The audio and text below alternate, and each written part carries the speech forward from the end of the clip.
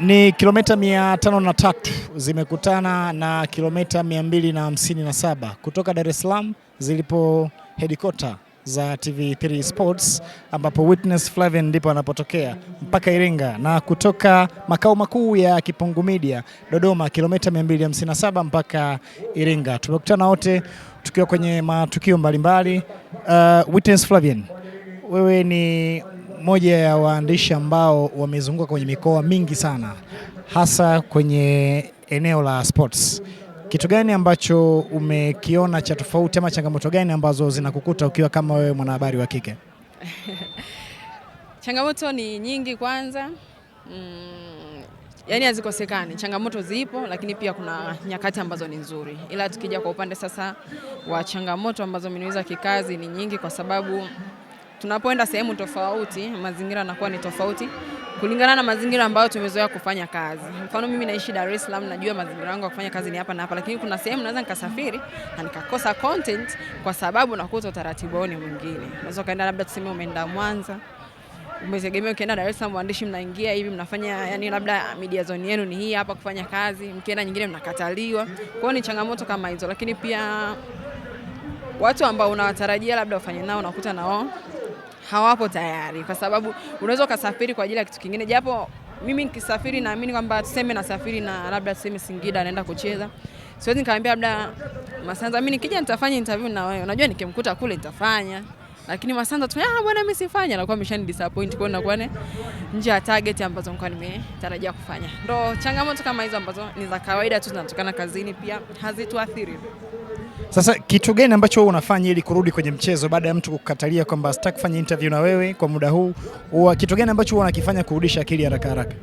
Cha kwanza mimi siwezi kukata tamaa, alafu siwezi nikaenda sehemu na option moja.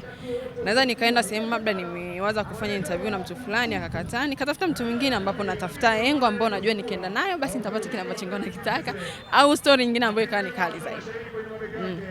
Tukija kwenye maisha ya kawaida, wewe ni mwanamke na sometimes unahitaji kuwa na familia na nini.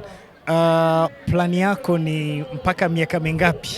Kwa sababu kazi kuna muda kama inakubana, kama hivi unasafiri mikoani huku na huku na huku, kwa kunyeshwa malezi pia inakuwa ni changamoto.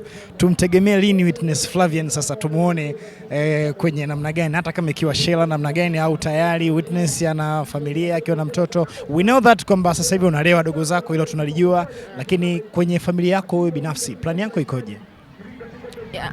Kwenye plans za kawaida kila mtu ana mipango ila mimi natamani after kama 3 or 5 years niwe na ofisi yangu, niwe na media yangu, niweze kuajiri. Pia najua vijana ni wengi chuo na mweza kila siku waweze kupata ajira, lakini pia mimi inaweza kanipa nafasi ya kuangalia tena majukumu mengine tofauti na sasa hivi. Unajua ukiwa unafanya kazi ya mtu bwana, hauwezi kuwa na excuses nyingi kwamba bosi leo naomba nipumzike nikaangalie familia yangu hivi na hivi, lakini tunajipanga kwa ajili ya kuangalia kesho. Kwa hiyo natamani katika miaka 3 hadi 5 niwe na sehemu yangu ambayo pia naweza nikaajiri wengine, nikawapa room ya wao kufanya kazi, na mimi pia nikapata room ya mimi kuangalia kazi zangu, lakini pia nikaa naangalia familia, kwa sababu mimi ni mwanamke, mwisho wa siku lazima niolewe, lazima niwe na familia. Sitaishia kuangalia ndugu zangu, wadogo zangu, lakini pia nitakuwa na watoto wangu, nitakuwa na mume wangu. Kwa hiyo mipango ndo kama hiyo, Mungu akinisaidia, lakini ndio maana tunapambana sasa hivi ili tujitengenezee kesho ambayo ni nzuri. Ulishawahi kuwaza ama kufikiri kudate na celebrity yoyote? Hapana. Kwa nini? Hizo pressure siwezi. Alafu mimi naamini kwamba mahusiano ambayo yanakuwa ni private mara nyingi ni mazuri na afya zaidi. Simaanishi kwamba kudate na celebrity lazima awe public, lakini asilimia kubwa.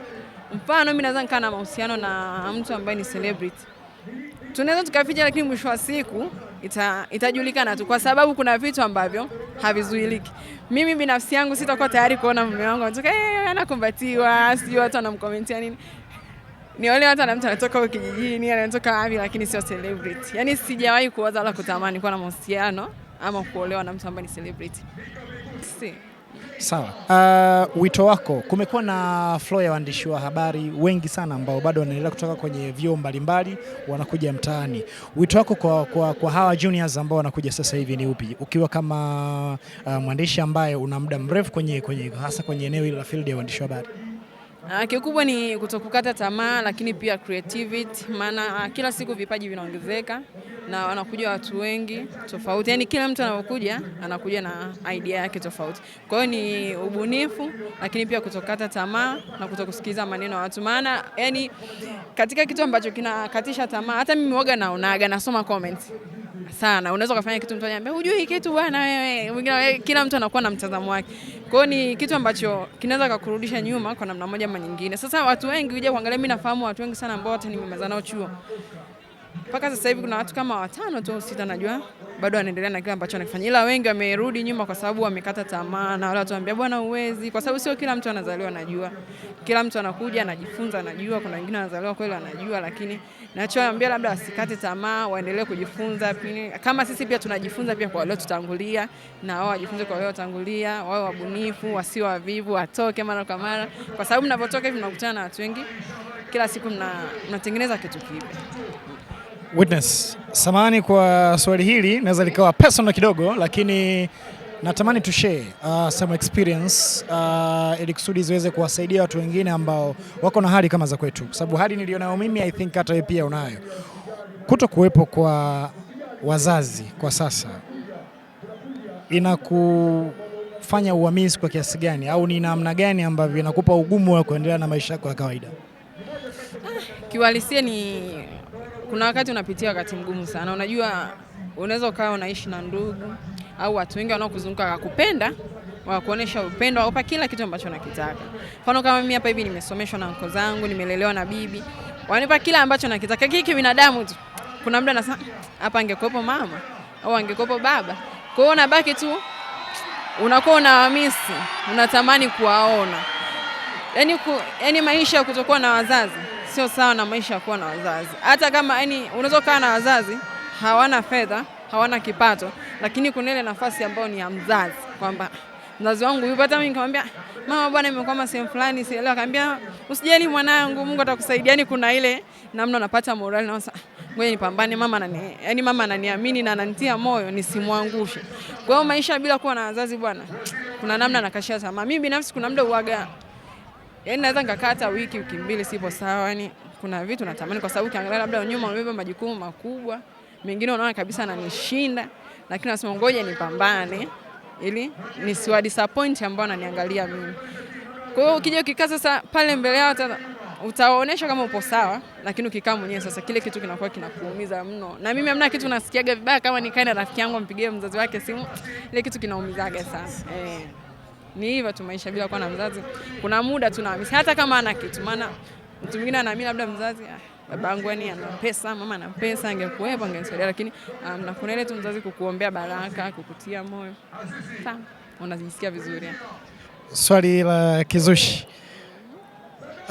Simu inakuwa ina namba ya siri, password unaita, si ndio? Yeah.